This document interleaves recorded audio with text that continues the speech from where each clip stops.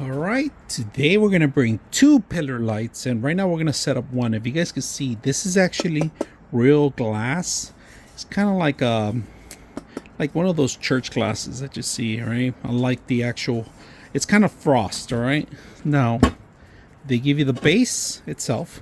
This could be mounted in brick if you have an entrance into in your garage entrance. This is the actual top.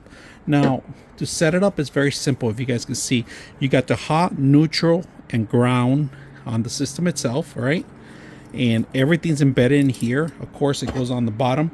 You will have to unscrew these in order to grab onto these and secure it. All right.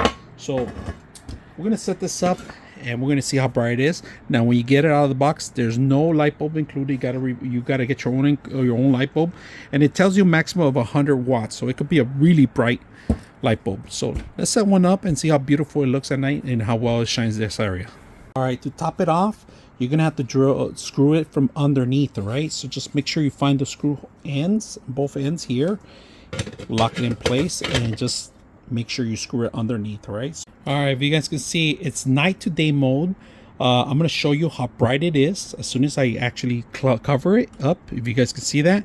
And when it's daylight, it takes about maybe a couple seconds for it, and it'll shut off real quick. I mean, this light is perfect for the front entrances, your garages, or anywhere. It's an outdoor grade.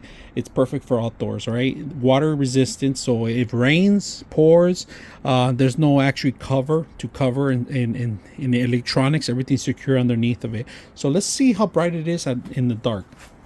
All right, if you guys can see, it's a little bright. It depends on your light bulb. All right, it reflects here. If you guys can see the back end, beautiful atmosphere. I'm gonna turn on the light so you guys can see how it works.